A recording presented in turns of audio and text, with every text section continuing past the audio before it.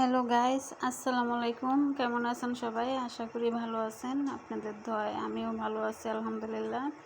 আজ আমি আপনাদেরকে আলু টমেটো দিয়ে ট্যাংরা মাছের ঝোল রান্না করে দেখাবো। এই জন্য চলে একটা হাঁড়ি বসিয়ে দিয়েছি, আমি দিয়ে দিয়েছি পেঁয়াজ কুচি, দিয়ে এখন তেল দিয়ে দেব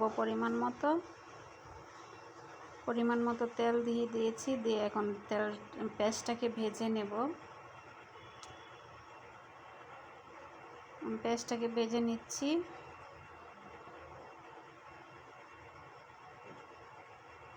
পেঁয়াজটা ভাজা হয়ে গেছে, এখন আমি আদা রসুন পেস্ট দিয়ে দেব। আদা রসুন পেস্ট দিয়ে কাঁচা গন্ধ যাওয়া অবধি আমি ভালো করে ভেজে নেব। নিয়ে পানি দিয়ে দিয়েছি। কাঁচা গন্ধ যাওয়া অবধি আমি বেছে নিয়েছি আদা রসুনটাকে। এখন আমি দিয়ে দিয়েছি মরিচের গুঁড়া, দিয়ে দিয়েছি ধনিয়া গুঁড়া, দিয়ে দিয়েছি হলুদের গুঁড়া, আর এখন দিয়ে দিচ্ছি জিরে গুঁড়ো। দিয়ে আমি মশলাটাকে ভালো করে কষিয়ে নেব। দিয়ে দিচ্ছি স্বাদ মতো লবণ, দিয়ে এখন আমি মশলাটাকে কষিয়ে নেব। ভালো করে কষিয়ে নিচ্ছি, উপরে তেল বেশা অবধি আমি কষিয়ে নিচ্ছি। নিয়ে আমি যে আলুগুলা দিয়ে দিয়েছি, আমি আলুগুলা কেটে ধুয়ে পরিষ্কার করে আমি হালকা ভাপ দিয়ে নিয়েছিলাম। এতে করে তরকারির কালারটা সুন্দর হয়, মানে নতুন আলু তো কষটা যদি থাকে তরকারির কালারটা কালসে হয়ে যায়।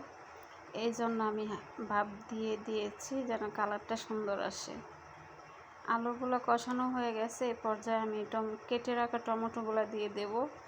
এই যে এখানে আমি বেশ কিছু টমেটো দিয়ে দিয়েছি বেশি করে, যেহেতু আলু টমেটোর ঝোল হবে এই জন্য একটু বেশি টমেটো দিয়েছি।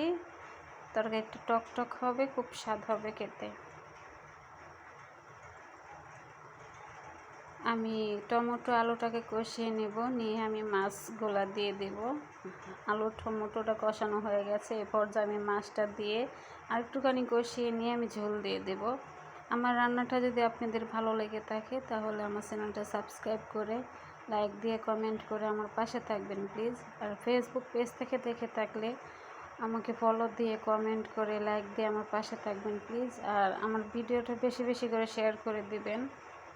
আপনারা যারা মূল্যবান সময় দিয়ে আমার ভিডিওটা দেখছেন প্লিজ পুরাটা ভিডিও দেখেন, পুরো ওয়াচ টাইমটা পূর্ণ করেন। আমার অনেকটা ভিডিও করতে অনেকটা কষ্ট হয়।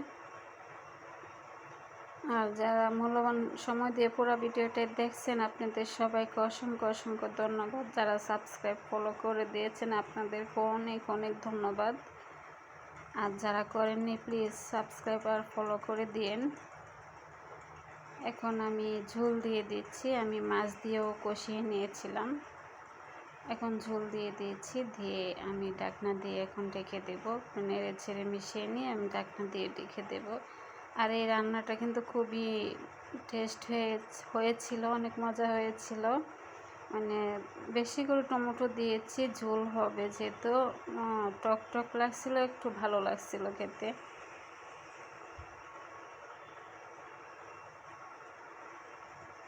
রান্নাটা প্রায় হয়ে গেছে, এখন আমি কাঁচামরিচ দিয়ে দেব।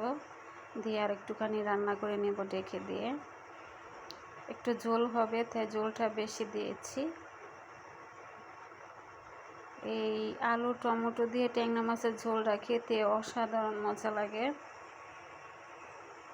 আপনারা এভাবে রান্না করে দেখবেন, খুবই স্বাদ লাগে খেতে। আমার ভিডিওটা দেখার জন্য আপনাদেরকে অসংখ্য ধন্যবাদ। আল্লাহ হাফেজ।